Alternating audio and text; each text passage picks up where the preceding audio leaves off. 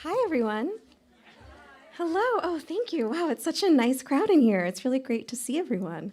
Well, you all are doing okay tonight in the smoky night? Excellent. Well, my name is Margie Cook, and I'm part of the team that brings you live from NYPL. And I just want to say hello again to everyone who is watching right now, those of you in the room, and those of you watching online. I'm so pleased to introduce tonight Amelia Possanza, author of A Lesbian Love Story, a centuries-spanning book, part memoir, part painstaking research, that not only brings queer history to life, but offers a new way of understanding the past through a lesbian lens by centering the lives of women who didn't quite fit into the social framework of their time. Amelia is here tonight in conversation with acclaimed and best-selling novelist Casey McQuiston, known for their big-hearted LGBTQ-centered love stories. And you can find their full bios in your printed program or on the event listing on the website. In 7 epic love stories, from Sappho to the histories of drag kings to the lesbian caretakers in the AIDS crisis, Amelia journeys into the archives for a generous and expansive history of lesbian love. The library is so proud to hold one of the world's premier archival collections about queer history. We hold major archives like the papers of pioneering lesbian activists Barbara Giddings and Kay Tobin LaHusen, or the company records of ACT UP. There are around 100,000 volumes, and over 300 archival collections, among them hundreds of thousands of letters, manuscripts, photographs, posters, and more. And all of it is accessible for free right across the street with your New York Public Library card, not just during Pride Month, but every day. Amelia's book, oh, thank you, yes. Amelia's book is available for purchase for those of you in this room and through our online shop for those of you attending virtually. Whichever way you purchase it, and please do, if you're able, proceeds go to benefit the New York Public Library. And for those of you here tonight, there will also be a signing after the event. And for you online folks, if you need a link to purchase, we'll put it in the chat now if we haven't already. And of course, if you have a New York Public Library card, you can borrow the book for free. And speaking of library services, as many of you might have heard, the upcoming New York City budget includes a proposed $36.2 million funding cut for the city's libraries. Yes, these cuts will force us to curtail hours and even the number of days we are open, and that means fewer programs and services, vital programs like this one.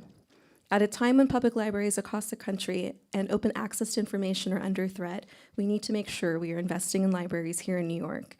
And so we have a launch and advocacy campaign to try and stop these cuts. Please visit nypl.org and follow the links to our campaign page. From there, you'll be able to easily send a letter to City Hall asking our elected officials to restore funding for our libraries. So if you like tonight's program, please come back and join us on June 30th for our next rooftop happy hour with Lesbian Her Story Archives. There will be readings, drinks, and crafts and more right here in this room and on the terrace outside, and hopefully better weather. And please check out all of our other events at nypl.org/live. And you may have noticed that there's an index card on your seat. Please use those cards for writing questions, which Amelia will be glad to answer. You'll see a staff member come around and collect them during the program. And if you're watching online, you can put your question in the chat, or you can email publicprograms@nypl.org. And finally, Live from NYPL is made possible by the continuing generosity of Celeste Bartos, Minaz Isbahani Bartos, and Adam Bartos, and of course by all of you, our wonderful supporters and friends near and far. Thank you for that support, and thank you again for being here. And with that, I will turn it over. Let's please welcome tonight's guests.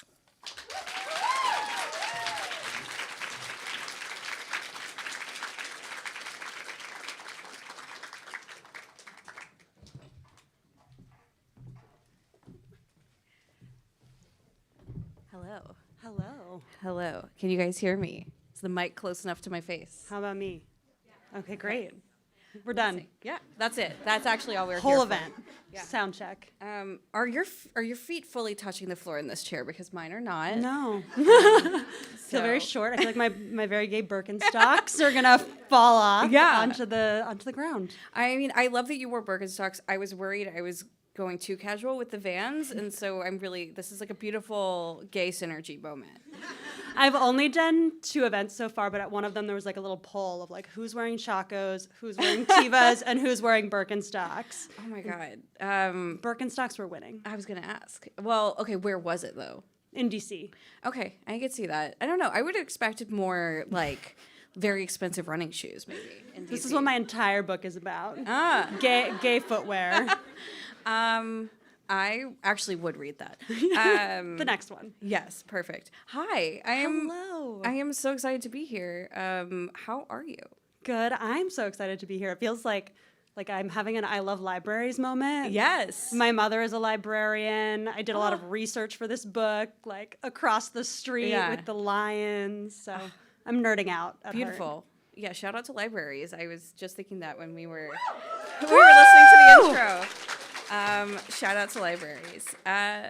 So I am going to jump in. We're going to do 45 of conversation. You guys make sure you get us some questions for Amelia, who will be, hopefully answering Hopefully them. know the answer. I'll just kick a few over to you. Look, I will make something up if we don't know. But yeah, we're here to talk about Lesbian Love Story, which just came out. Was it last week? Or? Yeah. Yes. Congratulations. Thank yes. you. And I, first and foremost, am kind of fascinated by the format of this book. And by, I guess the format isn't even the right word, just the form of this book. A memoir in archive is really, really cool, and reading it the way that sort of your story is interplaying with the stories that you're unearthing. How did that start? Were you always planning to write it that way? Were you starting a memoir and then this side project that's a passion project came into it? Or was it the other way around? Well, actually, backstage we were talking about another amazing NYPL moment, which was the Stonewall 50 exhibit, also across the street. And funnily enough, the project for me kind of started around the time of Stonewall 50 because I was like, oh, I live in New York. I should know more queer history. I'm going to read this big fat book about Stonewall. I think I got about 3 pages in, and there was a line that was like, oh, no one knows that the Stonewall Inn was named after this memoir written by a turn-of-the-century queer woman, Mary Casal. And the bar was originally called Bonnie's Stonewall after that book. And I was like, wait. Why is no one talking about this? Why have I never learned about this as a queer woman in New York? And so I was like, oh, I'm going to go get this memoir. And it was really, really hard to track down. There is a copy at the New York Public Library as an ebook that you can check out. But I quickly discovered that the bar was not named after this memoir. There's still a lot of like doubt, you know, like that this book that I took to be fact was just kind of a myth. And then I started thinking about like a lot of the history and the stories that I've been told in general. I'm like, okay, well, they're all sort of biased and people are just making it up sometimes or making up certain details that they don't know. So I was like, I want to roll up my sleeves and do this too. Yeah. And I think that's how the memoir entered into it. I was like, it's really hard for me to talk about a figure like Mary Casal, who I like very quickly as I was reading her memoir became super obsessed with in sort of like a, I don't know, unhealthy way. And I was like, it's really hard to talk about her without sort of like admitting the reasons that I'm drawn to her. Like, why do I want to tell her story? It's like, oh, because I read this memoir of hers, but also like, what does she share with me that makes her interesting to me? So that's how the memoir part crept in. That I was like, oh, a lot of history is biased, so I might as well admit to it as I'm doing my research. Yeah. Well, yeah, I mean, I think the contributing to the myth is what you bring to it, you know, and I love that you're building on this legacy of sort of queer myth making, you know, and queer storytelling. So thank you. Yeah. So your book, obviously, we've got 7 real life love stories. That is why it's called Lesbian Love Story, if you didn't know.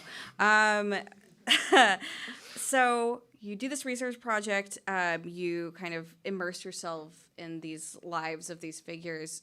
Do you have a favorite out of the lineup, and why? To you. Well, I mean, not to keep talking about Mary, but she really is my favorite, I think, because she's the one that like brought me into this entire project.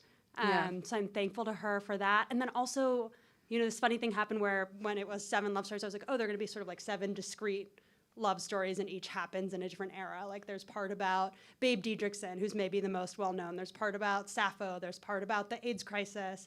And I think as I was thinking about Mary, I was like, oh, you know, like Mary kept living, right? She wrote her memoir at the turn of the century. That's when a lot of the events happened. But like she was alive during, you know, the 1920s and the Harlem Renaissance. So I think I also started sort of imagining her as sort of this like original lesbian. And part of her like tragic story was that for half of her life, she thought she was the only lesbian. You know, there was no sense of community.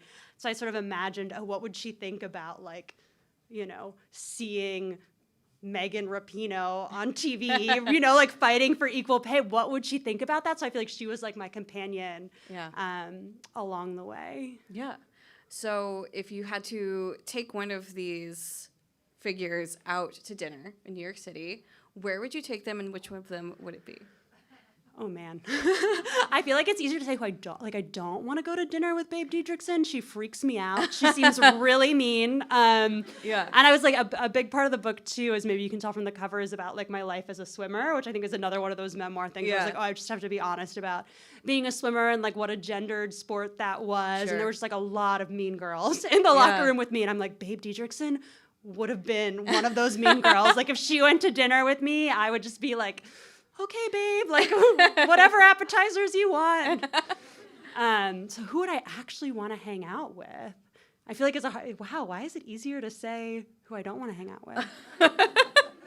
I mean, part of me, this is someone who's still living but is all the way in Australia. Part of me really wants to go to dinner with Joan Nestle, who's not one of like the central figures, one of the central chapters, but you know, I imagine a lot of people in this audience know is like the founder of the Lesbian History Archives, and just has so much knowledge and such a like expansive worldview. And I would love to get to spend time with her. And like maybe instead of dinner, we just go to Ginger's. Yeah. Oh, do you love Ginger's? I don't know where. So I have 2 friends who I recently went with their tiny child to Ginger's. I think they're right there. Yes, they're there. I won't point or name names, but there are also people in the audience that I have been to Ginger's. I mean, I would imagine a lot of people in this audience have been to Ginger's.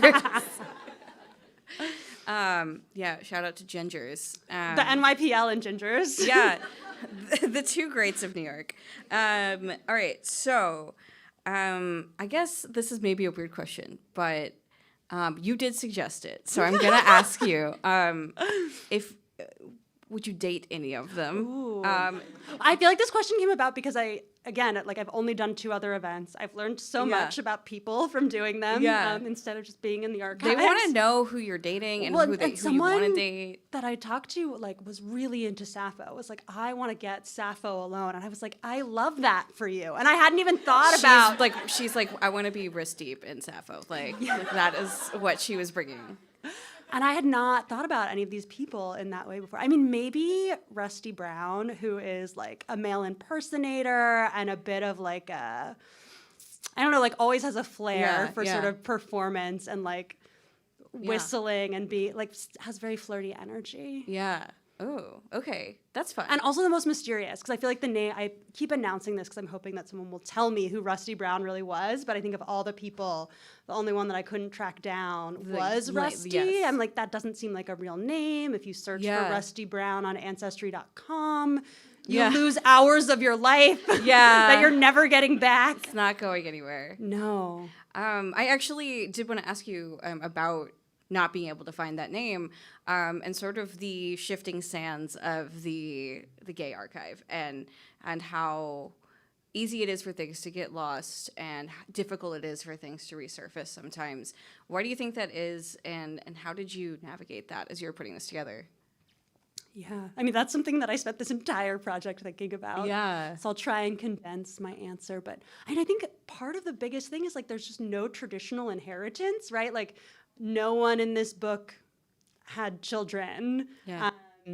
Who, with the exception of Babe Diedrichson, who was like very famous in her lifetime, like who would inherit your birth certificate or like, I think part of what fascinates me about Rusty Brown is like a lot of these male impersonation shows generated like posters and flyers that were really campy, and like those must be in someone's attic somewhere. Yeah, for sure. Right? And like if you had a spouse or a kid or grandkids, like that's such a natural way for those stories to get passed down and for those objects. And like I see people selling them on eBay sometimes for like other performers, and I'm just like, these are there somewhere. Where are they? So I think part of it is just like the question of inheritance. And I think a lot of it too is that what records do exist are often not created by queer people themselves. Like Mabel Hampton, I think a big New York City icon for a lot of people, and another founder of the Herstory Archives. She was imprisoned, and that was not that produced a record like this thick, that you can pay the state of New York $150 to have photocopied and mailed to you. And she didn't get to say what went in that. Yeah. So I think sometimes it's also relying on what other people had to say and people who weren't interested in queerness. Yeah, or actively diametrically opposed to it. Yeah. Yeah.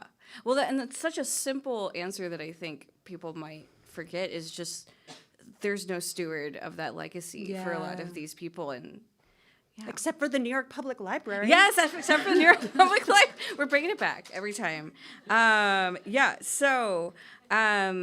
Okay. I love how, as you're reading this, you have obviously your own narrative that you wrote for each of these figures, but there's also direct excerpts from their writings, and they're sort of presented in these italicized asides as if it's, the figure speaking directly to the reader, like a little, like, sometimes it's just a quiet little whisper, sometimes it's, a little bit of a behind the hand, like, can you talk about the choices that you made, how to present that to the reader? I think I always knew that I wanted those to be in there because when it all goes back to Mary, but when I got her memoir in the mail and I opened it up, I was just like, this woman did not know how to tell her story. And I feel like, she's gone. I feel okay saying that about her. And she was actually paid to write her story by these 2 men who were sort of like amateurs studying sexuality. Yeah. And some of their like letters about the manuscript exist, and one of them is very insulting. It was like, the lesbian manuscript has arrived, and like it's complete, but it's not that great all the way through. So I think some of it started as me being like, like I could edit this and use her own words. I don't want to speak for her because her voice has been lost for so long, but there's some stuff in there that's just not, the whole first chapter I think is about her weeding her garden, if I remember. And it's supposed to be sort of like a metaphor for life of like, I'm sifting through my memories in the garden. Sure.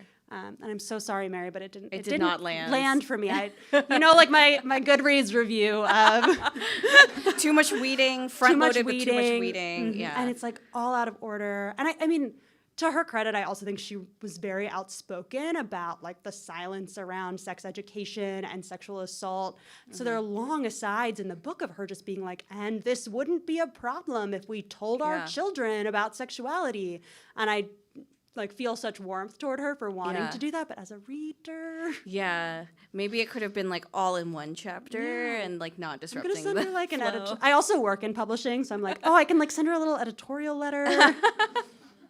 Wow. We can work on it. So you don't want to have dinner with her or go on a date with her necessarily, but you do want to have like an editor meeting with her, like a little Zoom. I think it would be weird to go on a date with her because it would be a situation where I show up and I'm like, I know everything about your life, like so excited to be here, and she's like, oh my, like she'd be like, I'm on a date with my stalker.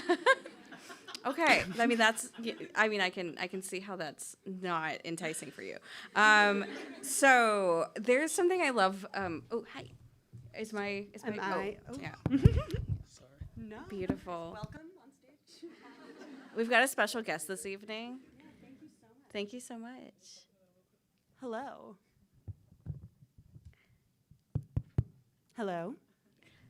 Should I just be a little closer to it? Oh. Fantastic. Well done. Thank you. Yes, beautiful. Thank you. Thank you. Shout out to the New York Public Library once again. All right, so something else that really brings me joy about this book is the humanizing of our history. You know, I think that when we get this distance from queer people in the past, and some of these are literally queer people from like BC, there is a certain flattening that happens where people are either kind of flattened into a hero or a tragedy, you know, and just an idea. And there's not a lot of room for their everyday life and their like the touches and the inconveniences and the things that you're writing about in this book. Can you talk a bit about the value of bringing people inside these figures' everyday lives and bringing that humanity to them? Yeah, that was something I thought a lot about as I was writing as well, because a question that I kind of got over and over again from people that I like talked to about this project was like, oh, what were these people famous for, right? Yeah. And I think that like when you're talking about heroes and tragedies, like those are very much things that people are famous for, right? Something really tragic happened, you did something heroic, and I think a lot of people, when I was like, oh, I'm writing like about some historical lesbians, they're like, oh, what did they do, right? Yeah. And I think, you know, that's a very small slice of life, or that's even like one form of doing history. And, you know, I think these people were lost to history because they didn't do one great thing, but there were kind of these daily choices that were really brave, whether that was like wearing pants to a party or just like living with your same-sex partner before 1920. Even if you were describing her as your sister. And I think like some of those brave choices got lost. I think since I knew this queer history of big events like Stonewall, it had kind of skewed my attention like towards everything that happened after Stonewall. Because that's when we do have more of these like one-off events. And I think before that, it was a lot of like subterfuge and daily bravery. And I think I just really admire that. And that's, I think, a more realistic view of life to me. Like it is just in the day-to-day. Yeah, it's just people doing the next indicated thing they have to do. What's next on your like GCal? Yeah, Sappho was referring to her GCal for sure. Okay, you clearly are a research queen. I don't know if you identify with the word queen, but in the drag queen sense, you're a research queen. Oh, thank you. Like a stunt queen or a research queen. Walk us through a day in your research process, because I mean, as the child of a librarian, I'm sure it's very intensive, and I would love to know what it is like.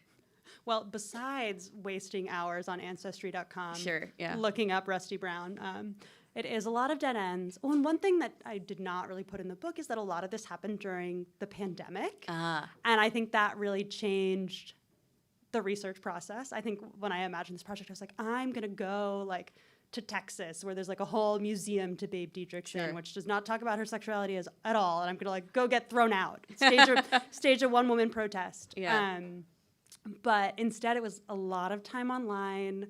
And I think a lot of like waking up early in the morning, like, you know, listening to an oral history tape, reading a book, getting frustrated or stuck on something, putting it aside, coming back to my day, and then like still thinking about it, still sitting with it while I'm doing the more mundane stuff. And that's kind of when like new questions would appear, or I would realize that it was time to let go of something and start in a new direction.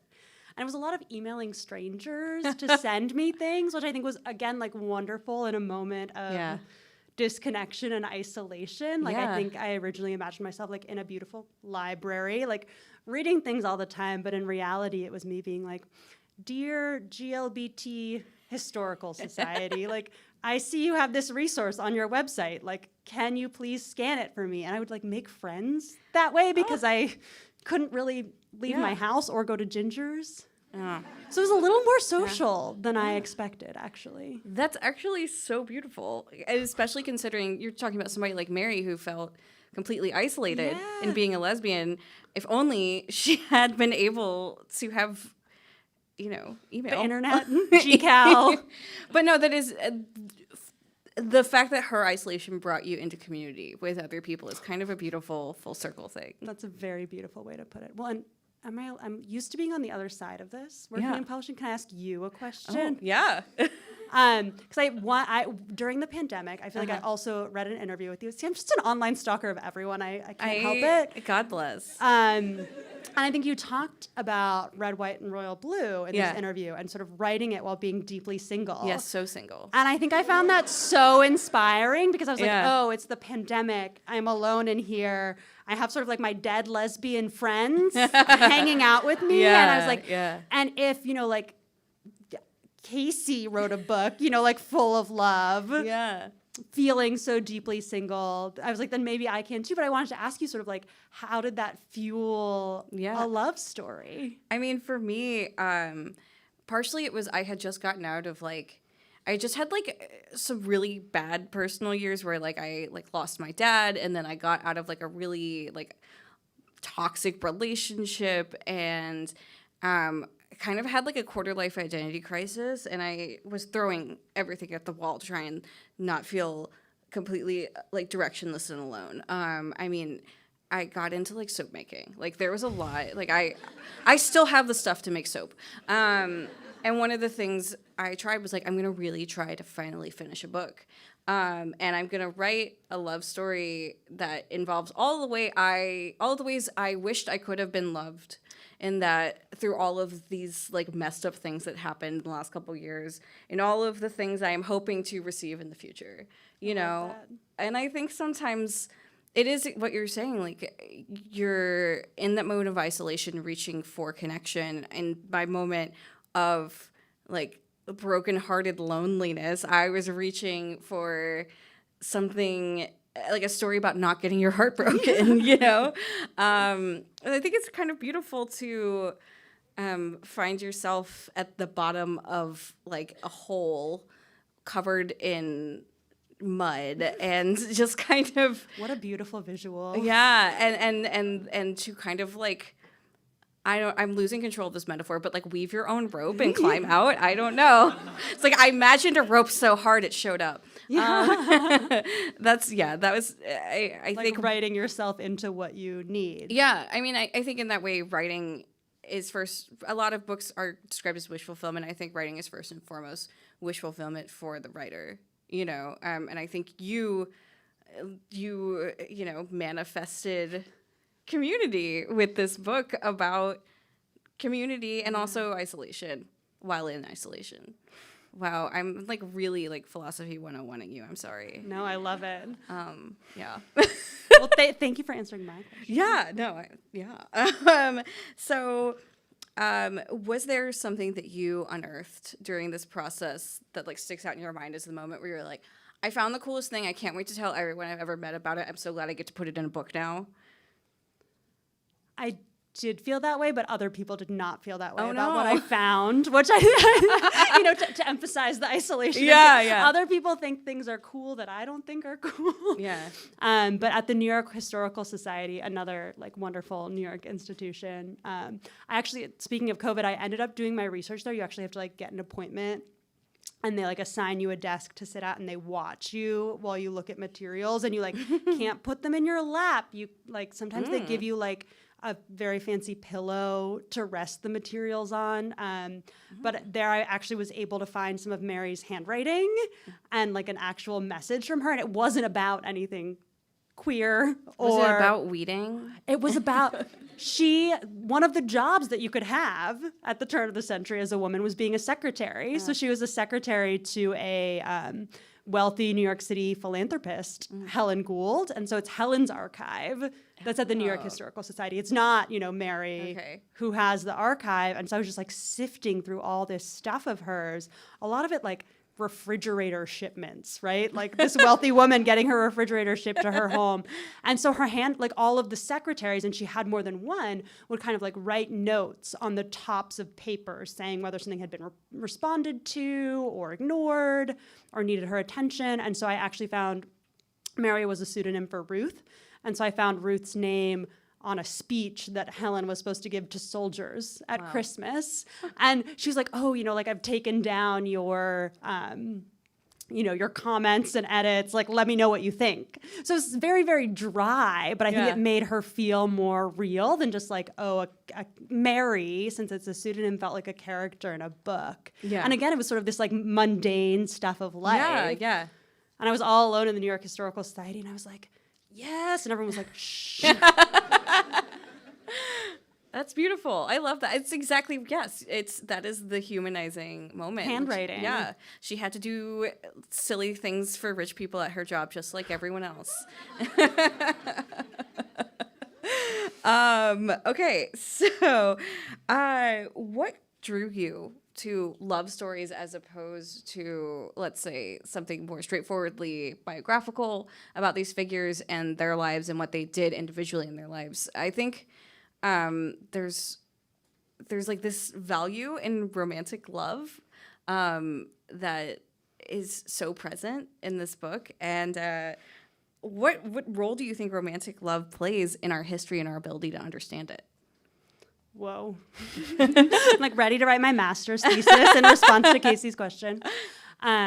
Wow, where to even begin? I mean, some of it is like just me and my personality and my bias again of like being a hopeless romantic and like loving rom-coms. Again, sorry to like let everyone into our backstage conversation, but I was like, have you ever seen a Cinderella story? And you were like, have I ever? And so I think I grew up watching these movies, and I was like, everyone in these movies is really straight. And I was like, my two types are like, Chad Michael Murray and Hilary Duff, but neither is a man. Like, where can I find that?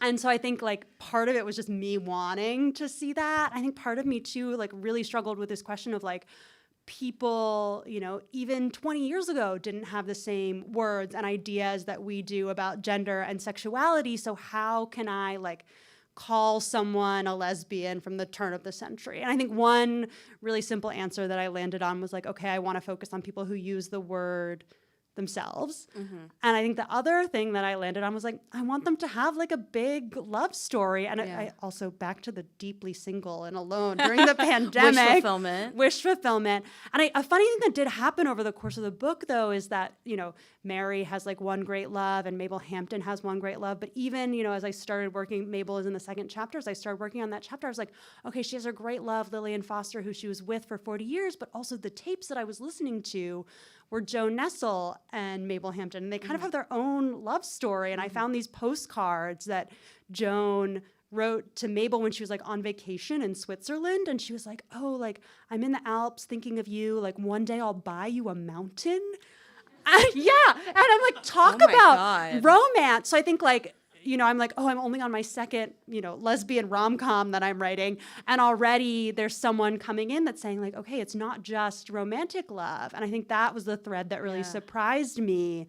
And by the end, it's, about like the AIDS crisis and friendship as a form of love. So I sort of went in being like, I'm writing my rom-com, I'm working on my wish fulfillment, and I think like I was led in a really surprising way in a totally different direction of like, that's not that all love is. Well, I have a question for you as a romance writer. Yes. This is my selfish, like I see everything through like romance writer goggles.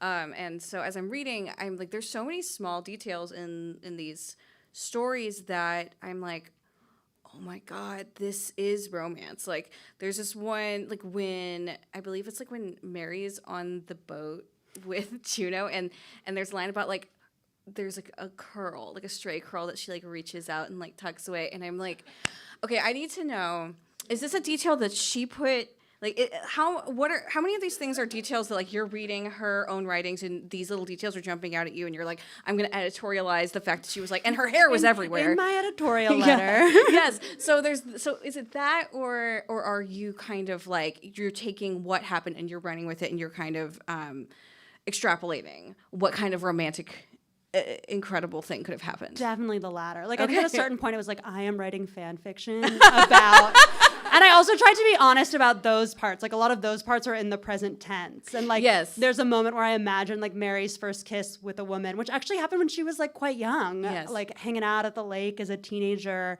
And I'm like, okay, I need this scene for myself alone in the pandemic. And so I'm going to write it. And so I think I did try and draw on things like the hair came about because in the description of herself that she puts in the book, she does place a lot of emphasis on her hair. Yeah. So I think I tried to be very attuned to like, how does she see herself and not like introduce something that was so like foreign to her. But I think that these two, I mean, a big part of it was these two like amateur sexologists who are doing this kind of gross project of like, let's publish a book about lesbians because it will be like a riot and it'll sell because people are so scandalized. I was like, they probably edited this stuff out. You know, like what would she have written if she could have done it herself? So yeah, I think I was pretending to be a romance novelist. I love it. Are you going to write a romance novel? I don't think so. But I do want to ask you one more question of my own about romance. No, do it. See, I'm like, I just love other people's stories, and I'm gonna, No, I love it. I mean, one reason that I really wanted to speak with you today is that I feel like you do bring a lot of queer history into your romance. Yeah. And I'm so curious about that decision. Like, it seems like it would be, there's a lot of people who do write just a romance that's just a love story. Why did you need to bring sort of like past generations of queer people into it? Yeah. I think for me, I mean, with Red, White, and Royal Blue, it was more like I really wanted to contextualize what these two people being together would mean in history, like for their respective, like the queer histories of their nations and all of that. And that was also a time in my life that, like I'm from the South. I was raised in like a conservative environment. And so like I had a very DIY queer education. Like I wasn't exposed to like anything and I had to seek things out. And so I got really into, I mean, you can understand what it's like. I love getting really into things. We're deep diving. You can get really into things at the library. Yeah. Yes. Wouldn't you know?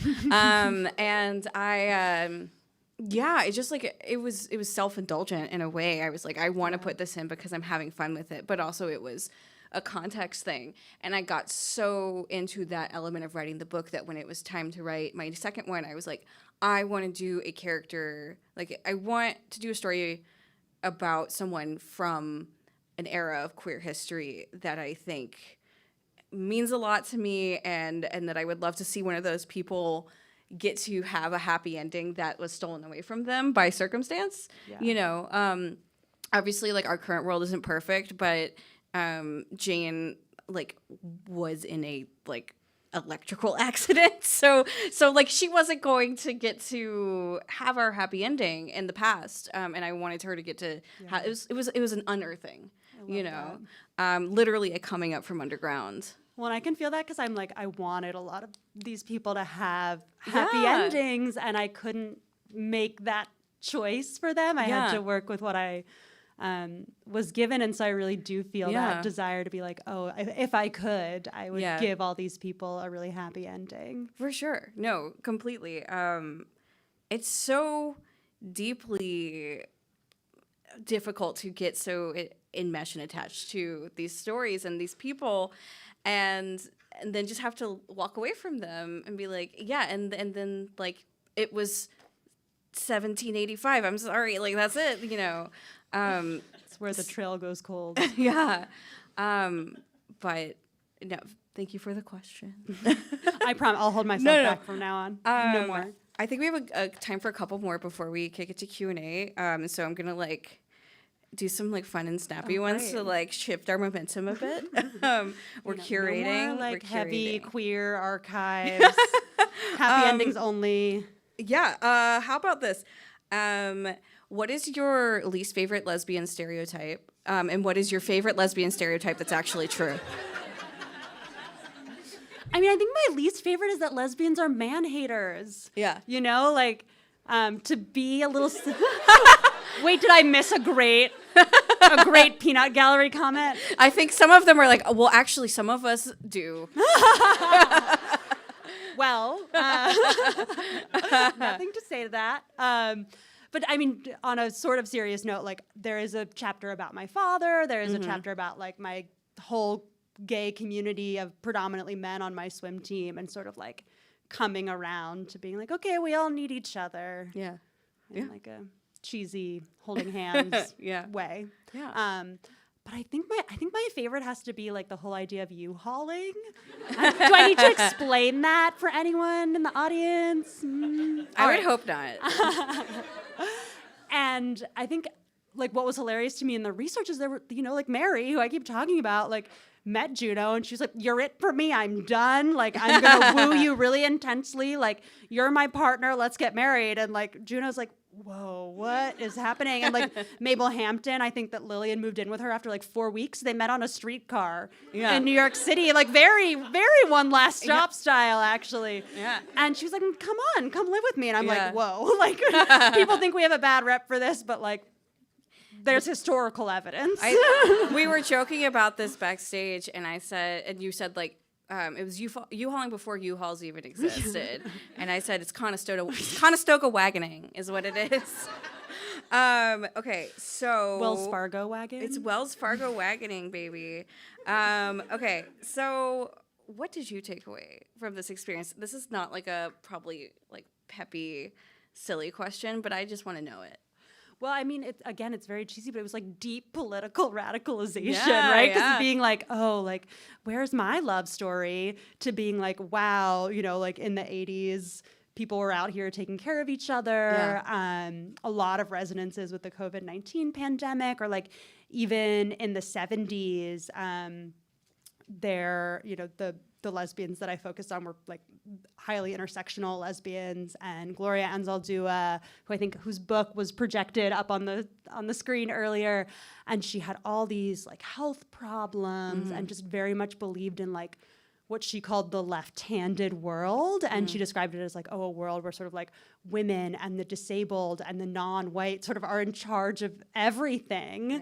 And it was so interesting to sort of unintentionally be led there of like, you know, as you were alluding to, like what the state has provided for queer people over the centuries or over the decades, has changed in some ways for the better and in some ways not. And I think like what amazed me about these lesbians was their ability to care for each other when they were being marginalized or when they were in jail. Like, two of the characters who were institutionalized both describe, and you know, in different eras, really similar scenes of arriving at the institution, being very young and scared, and all the other women there looking around and being like, oh, we have another dyke. And then they were both like, wait, what's a dyke? Is that me? And they sort of like, you know, like I don't think of jail or like a home for wayward children as being where you're like taught about your sexual identity and welcomed. But yeah, I think it was a big lesson in like, we're not getting any help, all we can do is help each other. And I think they, in these day-to-day ways that you were talking about before, presented like incredible models of how to do that. Ooh. We have questions. Before we jump into it, I'm gonna have some water. Have some water, and then I just want to give you an opportunity to speak on a very important topic that's facing our community right now that you said that you had some thoughts on, which is the current queer season of The Ultimatum. And I have not had time to watch it yet. I'm drafting right now, so I haven't had time. So I just want to give you the floor. Oh, I'm so glad you asked. I'm so glad you asked. Yeah. I'm going to try and keep it short. Okay. But I was not allowed to watch reality TV as a child. Like, I think I wrote this book because the only reality TV show I was allowed to watch was called The History Detectives. It was on for 12 seasons on PBS. I think I thought that was a legit profession. Oh my God, you really are the child of a librarian. This is how I ended up here today.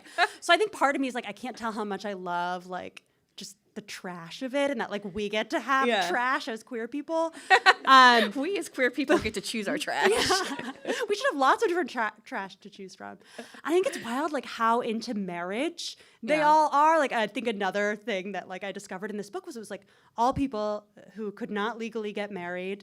Some of them had really non-traditional arrangements, and then all of a sudden we've got, like, all these people just being like, I don't know if I like my partner, but I just want to marry someone. Like, can you provide me someone to marry? And I think a lot of these people were trying to escape that, actually. Yeah, you know, they're like, my fate is to get married, and I'd rather not.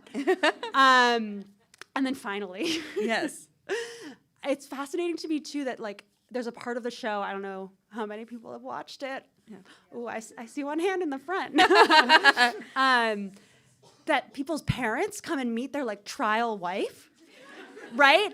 And their parents are not like, oh my God, honey, you're queer and you're, like, coming out and that's concerning. And they're not like, oh my God, like, blink twice if you need me to get you out of this bizarre reality TV situation. They're, like, taking it so seriously, and I kind of love that. I'm like, we've sort of, like, crossed over to the other side. Yeah. Wow. All right, so thank you for this space. Yeah, I know it was a really important thing you wanted to speak on. So I weighing heavily on my mind. I wanted to hold space for you to speak on that. So, so okay. So I'm going to kind of try and get through as many of these as we can, but I'm going to also pick at random, so I don't even know what's coming up next. Okay, what is it? Okay, how did you approach the constantly fluctuating concept of gender through time and lesbian identity? Yeah, you know how you were asking me about my, like, research process? I feel like it was like wake up in the morning, read some source material, then be like, how does this fit with what's going on today? Yeah. Right, and then come back in the evening. I tried to the best that I could take people at their word. So I think that was another piece of why I use so many of their own words. You know, like when someone's describing what they're wearing, or, you know, Mary would sort of say, like, oh, I'm a Gemini, and I have led 2 lives all my life, like, as a man and a woman, right? And so I wanted to present those words, but not take an idea that we had today and place it on her, except for the word lesbian, which was kind of like the assignment of her book that these 2 men gave her, because I want, like, readers to decide for themselves. I don't know where we're going in 5 years. I can't talk to most of these people anymore.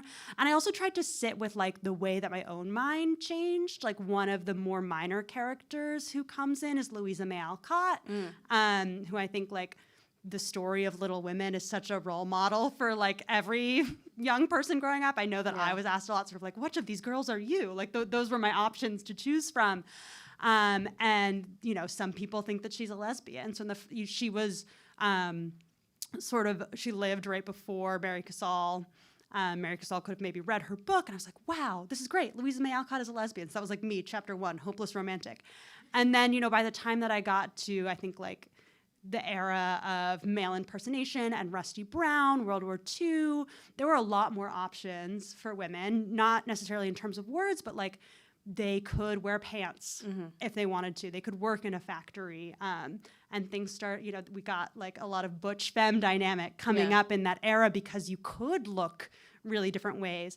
And that was around the same time, coincidentally, that I stumbled upon some people who thought that Louisa May Alcott was a trans man who frequently went by Lou, who wrote Jo's Boys. And I think, like, I'm not as familiar with that book, but sort of these people have found a lot of evidence in that book, and I'm like, I find that sort of just as interesting and compelling, and I want to sort of leave room for there to be open questions. I'm not here to, like, stick a label on anyone. And so I tried to just sort of trace the way the word has shifted. Yeah. And I think that's how Sappho ended up in there too, of sort of like, where did we even get this word? Yeah. What did it originally mean?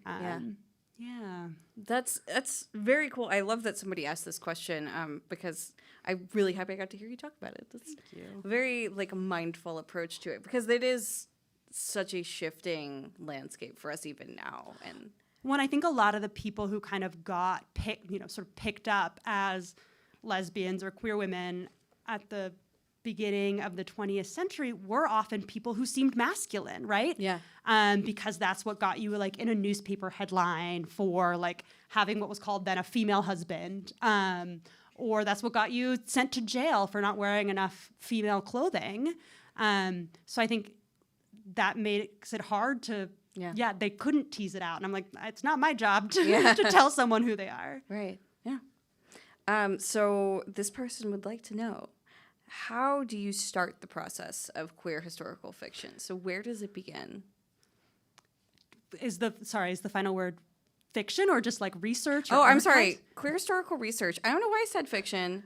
I'm so sorry. Maybe are you thinking about writing some? No, but I guess perhaps. Were you asking for yourself? Well, I mean, I would like to know. But the queer historical research, how do you begin? Where do you start? Well, the New York Public Library.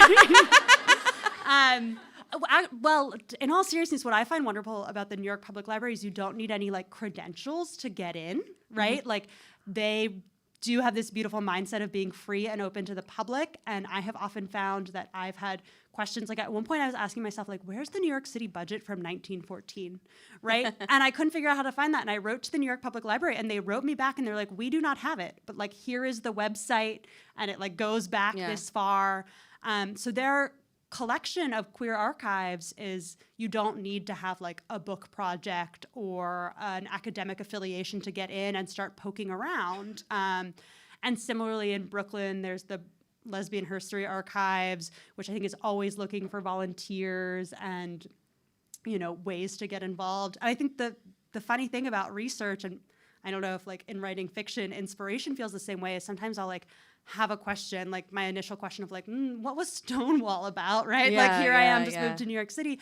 And then I couldn't have planned what other questions came out of that, because in the end, you know, like Stonewall doesn't really appear in this book.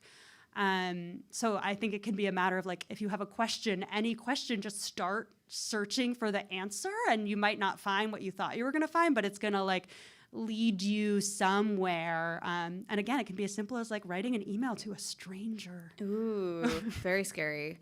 I'm really glad you spoke on that, because I don't know if we have any like Gen Z people here. I don't know why I said that like it was like a... Are you trying to establish that we're not Gen Z? I'm there is a generation of people who have never done research that wasn't like fed to you with an algorithm. I taught a workshop, a queer writing workshop to New York City public high schoolers, which was amazing. We like got to sit around and be like, what does queer mean to you? Yeah. And they were kind of confused and I was kind of confused. It was beautiful. But I did try and talk to them about research. There was like a whole day where we were talking about research, and they just looked at me like I came from outer space, because I think they were like, I was like, what are your interests? Like, yeah, no, I can imagine how absolutely daunting it would be. I know we were taught in high school. I know this. We're not old. We're not old, but we were taught in high school how to use like LexisNexis and like JSTOR and stuff like that. And I'm not sure that kids these I once went on a date with someone because they had a JSTOR hat. That is really, really valid. That's beautiful. That is the gay experience. What I did say to some of these students is, if like the idea of looking in an archive online or like, you know, checking out a book seems daunting, you're also probably surrounded by people who have really incredible stories and you don't even realize it. And so sometimes it can be as simple as like sitting down and talking to a parent, a teacher, a relative, an elder, and recording that conversation. And like people can be such a wealth of knowledge too. Yeah, absolutely. Yes. No notes. Beautiful. Okay. This person would like to know, how did you stave off imposter syndrome if you did? Oh, I'm feeling it right now. I'm feeling it right. I mean, I think a big realization was like when I was researching Sappho, I'm like, no one knows anything about her. And like classics as a discipline was predominantly practiced by white men for centuries, Oxford, Cambridge, and they did wild stuff with her. Some people like changed all the pronouns in her poetry. Wow. People really took liberties, and I was like, wow, is it imposter syndrome, or should I just like feel comfortable taking these liberties and, be like, other people did it. Yeah, so yeah. I'm just going to take liberties too. And also, like we were talking about before, like be really open about what I don't know. Yeah. Like when we were talking about Louisa May Alcott, like I'm like, oh, like I feel really certain that she's a lesbian, and then being like, oh no, there's room for me to change my mind. Yeah. Yeah. Great answer. Thank you. You're helping with the imposter syndrome. Yeah. Oh, I'm trying. Okay, I think we have a few more minutes. Okay, have there been any special moments of connection and community at your event so far, or parts of the tour that has surprised you? And then they said in parentheses, "You're the coolest." Wow. That's so nice. Did someone I know write this? I'm like looking at all the... You can analyze the handwriting if you want. Yeah, we're going to do some handwriting analytics. A part of the process that surprised me. I mean, like people have been telling me about queer people that I did not include, right? Yeah. Like I feel like I started this process being like, who are these people? Why am I not learning about them? And then to have, like someone wrote to me and was like, oh, my partner used to be transcribing the diary of their great-grandmother, which was all about how she was in love with a woman. And she like stopped, but now like, and here's a link to like what she did transcribe. Oh, wow. And now like maybe I'll start again. So I sort of love that, like, I think we so all cool. kind of have these stories and don't realize it, or like when we're not talking about it and we don't have that like community energy, it's hard to keep going. Yeah. So I love these moments of sort of like sharing that energy. Because I think my wildest dream, I'm just going to put it out here, is that this becomes like a Fast and Furious franchise, but like other people write the sequel, so it can be like Lesbian Stories 2, the number 2, Love, or like too gay, too historical. Because I'm like, okay, these are like the people that I was interested in, but there's like dozens of them waiting in the wings. Do they like punch a parking garage and then it collapses on Jason Statham? And they say, I don't think Jason Statham would be a part of this project. That's fair. That's fair. That's really fair. I don't see a place for him either. Okay, so I'm going to do this one, and then we'll do one more because this is a really good question, but it is a bit of a downer. Okay, great. So, but like, we're in it. We're in it. Let's do it. Okay, so this person would like to know how it feels to work on this project at a time of aggressive censorship of queer culture. Yeah. It's well, the wild thing was like when I finished the manuscript, I think I was feeling really hopeful. Yeah. And it's wild to see how much things have changed. And one of the other things that like I learned from doing this research, because it was initially about individual people, but then, they kind of created a timeline, was that it wasn't this like linear progression. Yeah. It was sort of like ups and downs. Like I was talking about World War II before, like all the men went to war, women were doing jobs. They were kind of like left alone with each other. They were having a great time. Yeah. Bars were opening for them to hang out at. And then the men come back. All the women are just like fired. Yeah. Like you can leave the Navy Yard in Brooklyn. We don't need you anymore. It's like unpatriotic for you to continue doing this man's job. Yeah. And then like we have McCarthyism immediately following World War II of sort of this crackdown on like theaters and communism and homosexuals. And it almost seems very tied to like economics in a way that like when we're feeling prosperous, it's like, okay, great. We, do whatever you want. Do whatever you want. Or even like, it doesn't matter if women are making their own money or if queer people are making their own money because there's enough to go around. Yeah. And then when there's like economic contraction, there's this feeling of like, wait, who gets a piece of the pie and how are we going to hang on to like the pieces for like the real Americans? Yeah. And so I think in a weird way that kind of gives me hope that like if we're not on this linear path, like that means that this isn't like an end place that we're at. And I think I would also just point back to my like political radicalization of like, I'm not surprised that like the state isn't around to take care of all of us and protect all of us. And it's sort of like, what are we going to do to take care of each other? And like, how can we take care of each other? Not just when we're in times of crisis. Yeah. Yeah. I was going to ask exactly that question is of, just the perspective of going through all of this history make you feel a little more like this is part of an arc and not the end point, because it feels so sometimes overwhelmingly like, oh, this is hopeless. And speaking for me and my anxiety, definitely not the end point. Yeah. Thank you. I needed to hear that. Okay, so, what a wonderful question to end on, because it's a nice little happy open-ended question.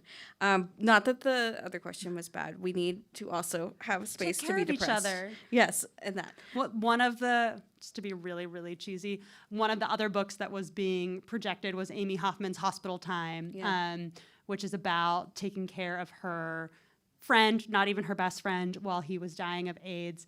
And during the pandemic, she wrote a lot about kind of how similar those times felt as someone who had done that care work. And she quoted Auden's poem of, "We must take care of one another or die," which is like so bleak, but a really important reminder. Okay.